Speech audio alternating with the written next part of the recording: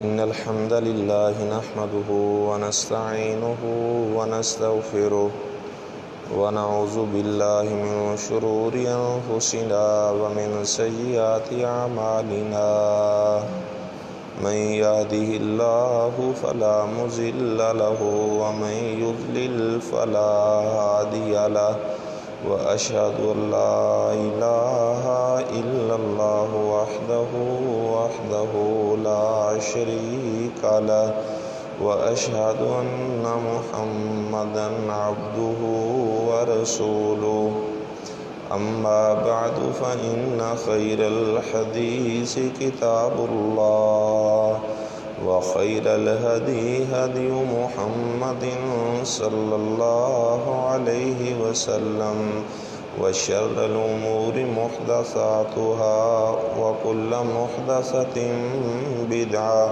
وكل بدعة ضلالة وكل ضلالة في النار أما بعد فأعوذ بالله السميع العليم من الشيطان الرجيم بسم اللہ الرحمن الرحیم۔ اگلا سوال بڑا اہم ہے۔ کہتے ہیں اگر آپ سے کوئی پوچھے این اللہ، اللہ کہاں ہے، اللہ کہاں ہے، تو کہتے ہیں آپ نے بتانا ہے کہ اللہ تعالیٰ اسی جگہ پر ہے جہاں اللہ تعالیٰ نے خود قرآن میں بتایا ہے، الرحمن علی العرش استوی، اللہ تعالیٰ عرش کے اوپر مستوی ہے۔ کہتے ہیں اللہ تعالیٰ عرش کے اوپر کیسے ہیں؟ کہتے ہیں ہم تشبیہ نہیں دے سکتے۔ کوئی بندہ تشبیہ دینے لگ جائے، ممبر کے اوپر چڑھ کر کے اللہ تعالیٰ اس طرح مستوی ہیں، کہتے ہیں تشبیہ نہیں دیں گے، اس کی کیفیت بھی بیان نہیں کر سکتے، اس کی مثال بھی بیان نہیں کر سکتے۔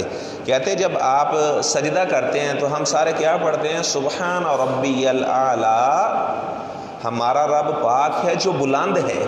بلند کہیں آسمانوں کے اوپر اللہ تعالیٰ بلند ہے۔ کہتے ہیں اس بات پر اجماع ہے پوری امت کا کہ اللہ تعالیٰ، اگر کوئی بندہ یہ کہے کہ اللہ تعالیٰ زمین پہ ہی رہتے ہیں، اللہ تعالیٰ ہر جگہ پر ہے، اللہ تعالیٰ بندے کے اندر حلول کر آتے ہیں، تو کہتے ہیں کہ یہ عقیدہ کفری عقیدہ ہے۔ یہ عقیدہ رکھنا کہ اللہ تعالیٰ ہر جگہ پر ہے، ہاں اللہ تعالیٰ ہر جگہ پر کیسے ہیں وہ آگے بات آ رہی ہے۔ تو کہتے ہیں کہ اللہ تعالیٰ جب رات کا پچھلا پہر ہوتا ہے تو اللہ تعالیٰ پہلے آسمان پہ آ جاتے ہیں۔ اگر اللہ تعالیٰ پہلے ہی ہر جگہ پہ موجود ہیں تو اس کا کیا معنی بنتا ہے کہ اللہ پہلے آسمان پہ آ جاتے ہیں؟ اللہ تو ویسے ہی ہر جگہ پہ موجود ہیں۔ تو کہتے ہیں اللہ تعالیٰ آسمان دنیا کی طرف آتے ہیں لیکن اس کی کیفیت کوئی بھی نہیں جانتا۔